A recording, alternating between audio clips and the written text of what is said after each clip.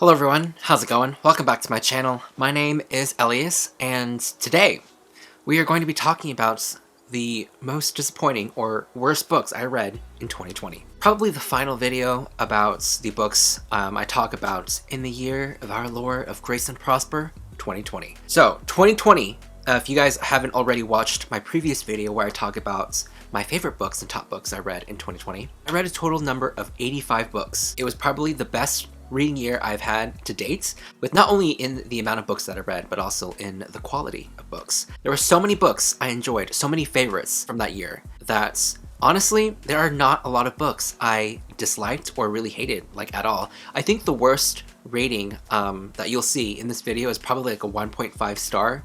Okay, which is kind of probably still bad, but relatively compared to the amount of books that I usually give 1 to 2 stars to. 2020, contrasting to the actual year, 1 star. Reading wise, not too bad at all. So yeah, without any further ado, let's go ahead and jump straight into it. So the books I'll be talking about are basically ranked from 2 to 1 stars.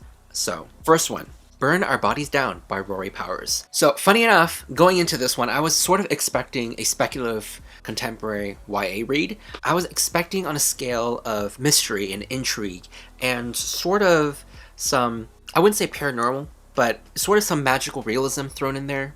But did I get that? I honestly don't even know how to phrase or categorize this book or where to put this book under the subgenre. It was honestly very weird. I felt like this whole book was an episode of Black Mirror. I felt like the author didn't sort of utilize the premise or what she was striving to do. When I finished the book, I was really underwhelmed. Sure, we're not supposed to get some aspects or some parts of the book, like the mystery of it, but at the same time, I felt like it was so irrelevant. This was such a random answer, like mystery, to sort of what's happening in this town, like the characters' actions and everything. Speaking of characters, the main character is so frustrating to read from. She makes terrible decisions, and her lack of judgment, non-existent. This book essentially follows a young girl who wants to find out the mystery of her mother's family. This whole time, this mother and daughter have been on the run, hiding, running away from her mother's side of the family, going to town, small towns, and I don't even know, I forgot how she finds out, but the girl finds out the address of her grandma, and she goes to this town, when her mother is deliberately telling her not to. So if you're on the run for such a long time and your mom's been telling you that her side of the family is dangerous and they're just terrible people, would you go out of your own way to find the address for these people? Try to confront them. What is a savior complex? This girl has no savior complex. She's just really curious about her mother's side of the family because apparently her mother treats her like shit. She's just had a tough, poor childhood growing up, and she's suffering and she hates it, and she wants to be away from her mom to find this family, to find these people and, confront them and everything. So she eventually does just that, and what do you know? Consequences and mayhem ensues. This book was really weird. I felt like this sort of medium, instead of reading it, would have been better to actually probably visualize it on the screen. I felt like this could have been a really great episode of Black Mirror, but reading the characters' choices, like their actions, it was just really aggravating and frustrating to read from. Like the ending, this book was just a no for me. It wasn't terrible. It wasn't like the worst book I read, but in the end, I was just underwhelmed. I was bored, and I didn't like any of the characters, especially the main character. Her decisions, her judgment. I do hear that the author's first book, The Wilder Girls, is so much better, and I have yet to pick that one up. It was not my cup of tea, so 2 out of 5 stars.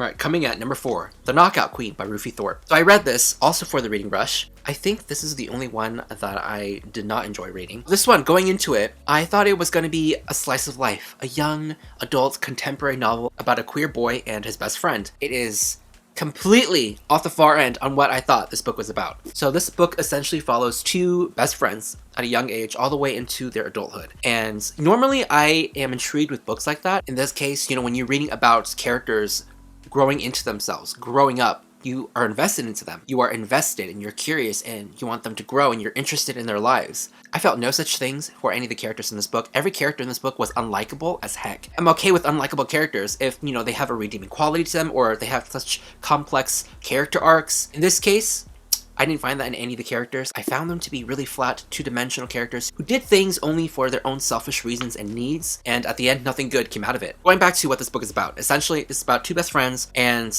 an action that one of them has done, and the consequences stemmed from those actions. So at its core, it's about two human beings, two friends trying to connect to something other than themselves in a way it could be either through fights, acts of violence, or sex. Stuff like that. It's probably the most intriguing concept, but did the author accomplish that, showcasing it here in this book?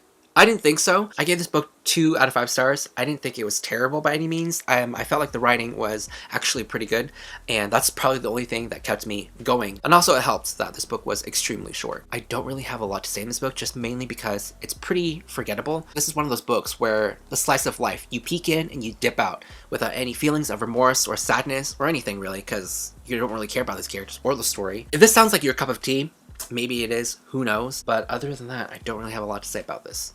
Alright, the next book on this list, number 2, is The Family Upstairs by Lisa Jewell. Oh my gosh. The thing about the books I don't like, it's just I can barely remember them. So, at its core, I would even call this book a thriller. This book is essentially marketed as a thriller mystery about a young girl who receives a will that she has inherited this house. Normally, that type of trope is like one of my favorite tropes to read about these characters who inherited like this enormous amount of wealth. However, the only downside is they don't know these benefactors or these people. The only book that has done this trope justice, I think, is probably The Death of Mrs. Westaway by Ruth Ware. I really enjoyed that book. It was really great. Can't say the same for this one. So this one, like I said before, follows that trope. However, when she gets to the house, that's when everything falls apart. We're essentially following these two current mysteries, one in the present, one in the past, about the family who lived there before and the after events of this young woman, going to this house and finding out the secrets and mysteries behind it. Like I said before, I wouldn't even call this a thriller. It's more like a family drama. The main character, she's so dumb. There's an instance in this book, mild spoilers by the way, where this man, he accepts this woman and her friend, who's a guy, into his house, and they spend the night. But in the morning, they wake up to find their bedroom door locked and their phones, missing. Basically, the guy took their phones and locked them in that bedroom. So the main character and her friend, they're trapped in the room, and then he lets them out later, and instead of, freaking out or, calling the police or anything, they're just like, well, that was weird. And I was like, it's fine. You essentially sort of kidnapped us, locked us into a room for the whole freaking day, and you took our phones away. But hey, no biggie. All is great and well in the world, it's fine. I was like, alright then. So that is just one of the many parts and occurrences that happened in this book that I was just like, how in the world does that make any sense? I felt like the story tried to be more than it actually was. It tried to be more mysterious and darker than it should have been.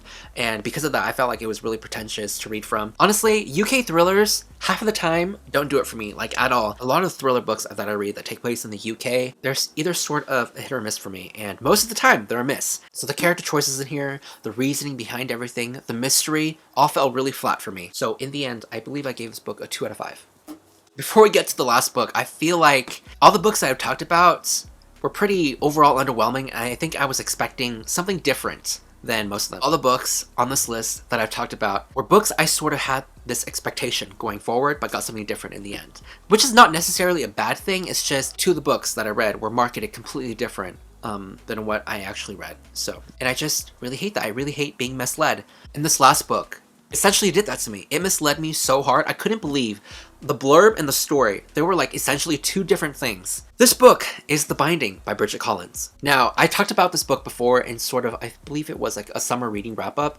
However, I've gotten a couple of comments on that video saying the blurb essentially spoils the best part that happens in this book. So if you're curious and keen on reading this book because of the pretty cover or it sounds semi-intriguing to you, then you should probably click off and just stay away if you're interested in reading this book. To a certain extent, I agree that the blurb sort of spoils and sort of just glorifies one aspect of the book, but it's that aspect of the book that we're all here for, that I'm here for, that I want to know and read more about. But essentially, that was just a hit it and quit it moment. One instance that happened in the book, and it was never touched upon again. I was misled. And because of that, my distaste for this book grew by 50%. So at its core, this book is sort of a soft, paranormal romance about 2 boys. That is sort of the non-spoiler abridged version of this book. However, the blurb states that this book is about a young boy who is set to become an apprentice for a bookbinder. Now, bookbinders have the special ability to take memories, grieving memories, painful memories from people, binding it into a book so that the person forgets. And every person is unique to one book, and these books have their names on it and they're stored and kept away safe and sound. But then one day, the bookbinder finds a book with his name on it. That right there sounded so enticing and intriguing to me. If you guys don't know one thing about me, I love reading books about books. That's what I thought, going to this book, I would get that story and the overall arc of this mystery. Did I get that? Not exactly, and not in the way that I expected, because that happens for like 10% of the book. The other 90% was just completely different from what the blurb described. I felt like the 90% was just so poor and baseless compared to the other strong 10% that I read. This book is also very, very slow. Normally, I don't mind slow books, but this book was too fucking slow. It was plodding at a snail's pace for character development, for character growth, and I did not have time for that. At the end, I disliked it even more. The ending was so rushed and abrupt, I felt like I didn't have time to comprehend sort of the third act of the book. And the characters, don't even get me started on the characters. The characters I disliked even more. We're essentially following these two gay boys who are struggling to find love that they have for each other in 19th century London. And the main villain in this book, the consequences for his actions never even happened. He was just there just for the sake of being evil. I felt like he was just there to contrast sort of the love that these characters had for each other. Trigger warnings for suicide and rape. There's a character in here who gets raped by the evil character. It was just there. The action was just there to show how evil this character was. And that character who was raped committed suicide. And there was no justification, no consequences came for the main antagonist. He just did certain things, these certain evil deeds to show how evil he was. And that didn't sit well with me, like at all. So overall, I really felt really misled and disappointed by just sort of the actions and the direction that this book went in. The main characters, they're not off the hook either. They do such terrible, selfish deeds for their own gain that, to live in this world, I get it, it's hard, but they put others down at the expense for themselves, for their own love. So, for an example, something happened in this book where the main character has the time and ability to save someone's life. However, he just leaves him to die in a house fire, essentially committing murder so that this man would stay quiet about the secret between the main character and his boyfriend. And I was like, okay, so you're essentially no better than the main antagonist. You just literally essentially murdered somebody else just for your own gain. And I get that they were both living in this limelight of the 19th century of prejudice and hate, but that doesn't give you the excuse to go ahead and murder somebody else. So also, the way that this book viewed women didn't sit right with me as well. Every single female character in this book was either slut-shamed, was written as someone who was just there to support the other main characters. For an example, the main characters, they're sleeping around with each other. They're fooling around, finding love. However, in this book, when the women do it, when they sleep with other men, they're viewed as sluts and whores. And the main characters even voice this as well. And I was like, you're living in a time where it's taboo to be together, and yet you are sleeping together, but you're viewing these women as whores and sluts. I was like, this is the worst gay story I've ever read. So yeah, that's essentially my whole thoughts on this book. And I know that a lot of people actually really like this. And hey, don't get me wrong, the only thing that kept me going was the writing. The writing was really lush, beautiful, lyrical, but I couldn't separate that from the actual story with the main character's decisions and actions, especially with the main antagonist. It was just overall very messy. And in the end, I didn't really get what I came for, which is reading a book about a bookbinder finding about the painful memory he stored away. That wasn't even that pivotal to the main core story of the actual book. So in the end, I feel like this was more of a loss than a win, and just overall huge disappointment. So that is The Binding. 1.5 out of 5 stars. Alright, so that's pretty much it. My whole thoughts on my top 4 disappointing books in 2020. Yeah, let me know down in the comments below if you guys have read any of these books, or your worst books of 2020. I would definitely like to know. That's pretty much it. Thank you so much for watching, guys, and I will see you guys all soon with a new video.